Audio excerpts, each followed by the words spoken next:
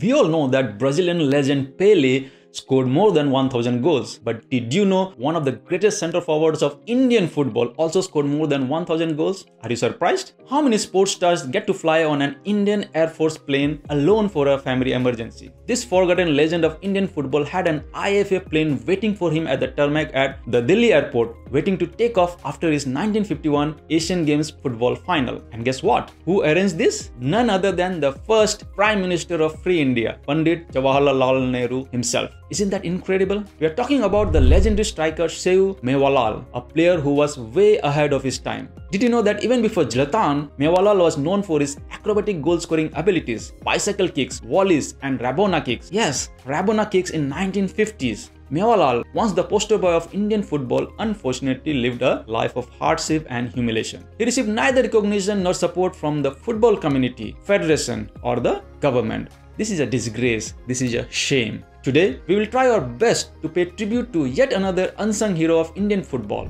Born on July 1st, 1926 at Daulatpur in Goa, district of Bihar, Mewalal's family moved to Kolkata for work. They resided in the Fort William and Hastings neighborhood. He started playing football at the age of 7, inspired by the soldiers of Fort William. Sergeant Bernard spotted the young Mewalal and was impressed by his talent. He became Mewalal's first coach and helped him join the Morning Star Club. Mewalal started his senior career in 1938 with 2nd Division club Khidirpur SC. In 1945, he joined the Aryans, one of the oldest clubs in India. He then went on to play for Mohun Bagan, Eastern Railway football clubs and BNR or Bengal and Nagpur Railway Football Club. Mewalal is also known as the hat-trick man of Indian football. He holds the record for the most hat-tricks in both official and exhibition matches with the outstanding number 32 hat-tricks. He was also the first footballer to score a hat-trick for independent India. Such was his goal-scoring prowess that till date, he holds the record for being the Calcutta Football League's top scorer in 4 different seasons: 1949,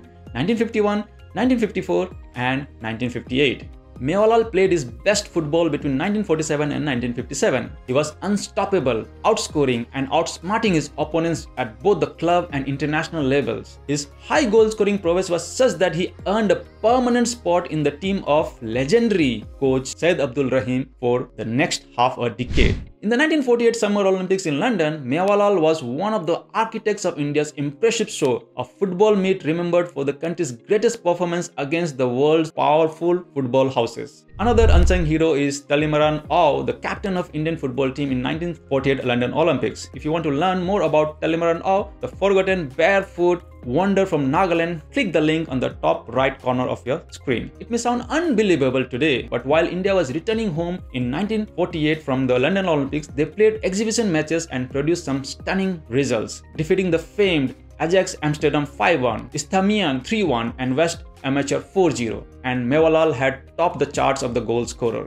Mewalal's most memorable goal was probably his acrobatic volley against Iran in the finals of 1951 Asian Games. However, he almost missed the final on March 10th at the Delhi Stadium. It sounds like a movie script, but it is true. The day before the final, he received a telegram about his untimely death of one of his children and wanted to rush back to Kolkata. When coach Syed Abdul Rahim could not persuade him to stay back, Prime Minister Jawaharlal Nehru had to intervene and Mewalal agreed to play. Nehru arranged for a IFA plane to be waiting at the tarmac at the airport to take Mewalal back to Kolkata after the final.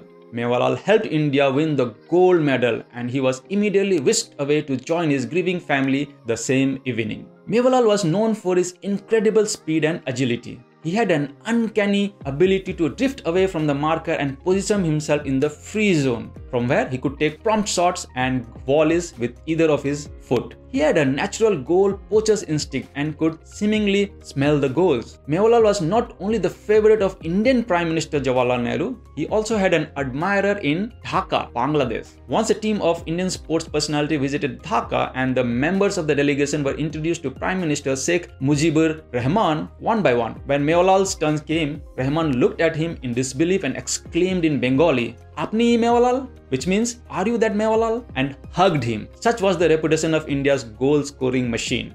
Few former footballers in India received the recognition they deserve, but Sheoo Mewalal's case was particularly heartbreaking. In 1958, Mewalal suffered a compound fracture in his knees during a match and required surgery to walk again. The injury never fully healed and he walked with a limp for the rest of his life. After his premature retirement, he dedicated his life to promote football in the Hastings area of Kolkata, where he grew up. the Hastings Club became his life's work. Despite struggling to make ends meet, he worked tirelessly to help the club improve. Mewalal passed away on December 27, 2008. Even after his death, he remained a forgotten figure. The media even misspelled his name Sahu instead of Sheoo Mewalal. Sadly, the All India Football Federation or AIFF did not even bother to send a note of condolence, and very few footballers attended his funeral. Mewalal had no influence in the Indian Football Federation, which may be one of the reasons why he never received any national awards for his contribution to Indian football. He lived a life of obscurity and his accomplishments were ignored. It is a shame that the man who won gold medal for Indian national team never ever won any Arjuna award. To add insult to injury, he was insulted multiple times in the later years, sometimes by police who refused to let him into the stadiums, sometimes by cricket officials and commentators, and sometimes, worst of all, the doctors of the railways hospital, the same railways for whom